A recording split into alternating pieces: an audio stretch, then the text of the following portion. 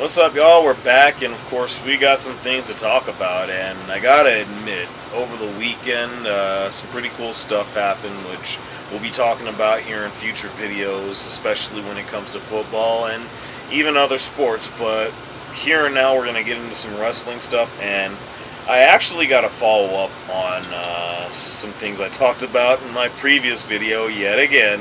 And just for clarification, this and maybe the next video or two, it's going to be catch up on wrestling stuff that took place over the weekend, and will also be combined with stuff that's going on right now. Again, I am watching Raw as we speak, but nonetheless, I want to talk a little bit about Julia Hart, and of course, mistakenly, as I was watching AEW Dynamite last Wednesday, I didn't realize the previous Saturday night they had actually started what I was talking about, and it was actually the confirmation of Julia Hart's return, which was the title of my previous video. In any case, the point I'm trying to make here is, of course, that previous episode of Collision, which I did a little bit of catch-up on earlier today.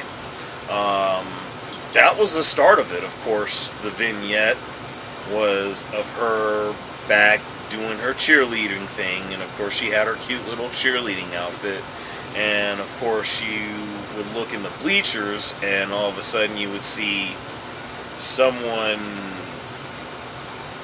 completely covered, like you don't even see eyes or anything, but just completely covered up, and has the hat that we've all known Julia to wear to the ring as a part of her ring attire. And of course she gets shot in the chest with the bow and arrow, and then wakes up into the scene that I talked about this past Wednesday night. What's funny to me about this is, there's, again, so much about this that has a lot of Wyatt under and I guess overtones to it, but I'm fine with it. And the fact of the matter is, Julia Hart was already knocking it out the park as it was, with her being a part of the House of Black, the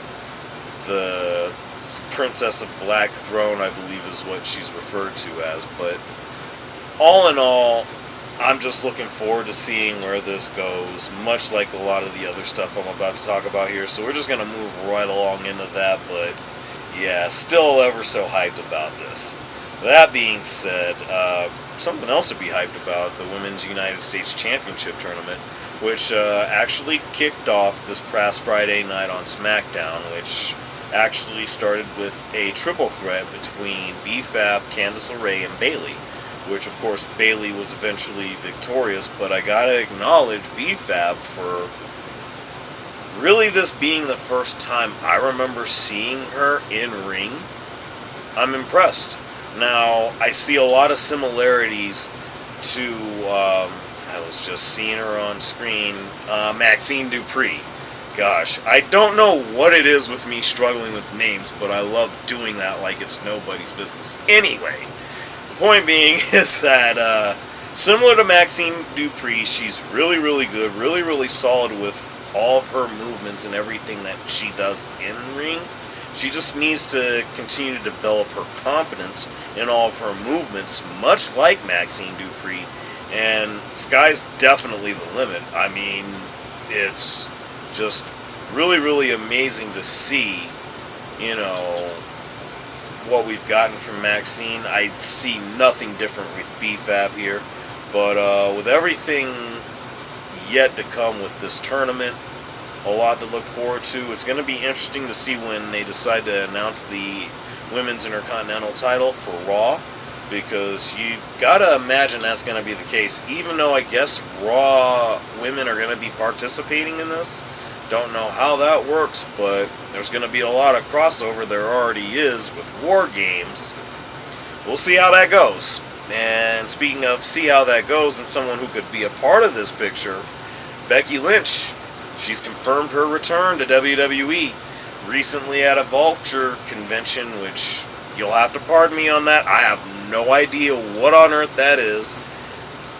I'm not familiar with any of that sort of thing, but that's where she was at. That's where she confirmed her return. And of course, she's been re-signed with WWE for some time. It's just none of us knew about it until, I guess, yesterday or over the weekend, whenever it was that this was revealed. That said, it's just interesting that it's just getting revealed just for the fact that I gotta say that this is really, oh wow, big things are happening with this main event here on Raw. But anyway, speaking of Becky, her husband involved in Seth Rollins. But anyway, what I was actually wanting to get at here is, and I hate using this as a reference point for a variety of reasons, and I apologize for if the fact that if this comes off morbid or anything. I certainly don't intend that, but really and truly to me, it's similar to the recent passing of Dikembe Mutombo, God rest his soul. And I say that simply because of the fact that really, as far as I know, nobody knew that he had brain cancer until it was announced that he had passed. And that was his choosing.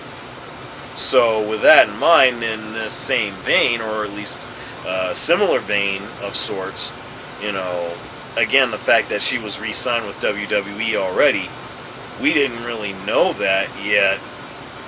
That was more than likely her choice. WWE isn't going to reveal anything like that without her approval or without the approval of anyone in such a situation.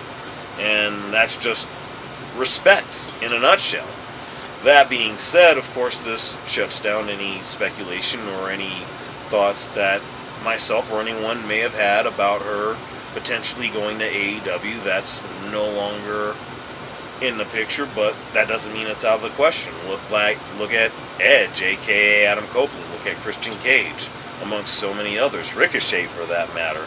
Sometimes those are things that just work out the way that they're supposed to, and maybe one day down the road in the next few years or whenever it is, that's something we'll be looking at with Becky Lynch. But until then, we'll be looking forward to her return to WWE.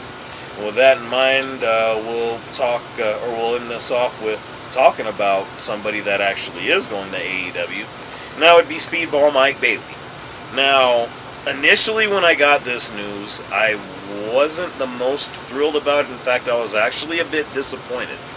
I heard about the fact that his contract was confirmed to have expired with TNA, and he is no longer with the company. And of course, after having lost the X Division Championship to Moose, and then having been turned on by Trent Seven,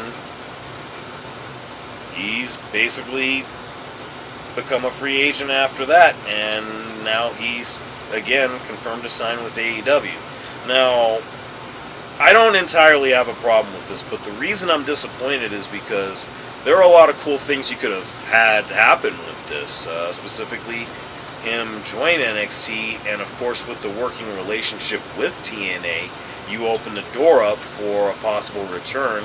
He gets revenge on Trent Seven, and maybe even finds a way to winning the TNA World Title as a member of the NXT roster. I mean, those are things that I feel like would be really cool to see.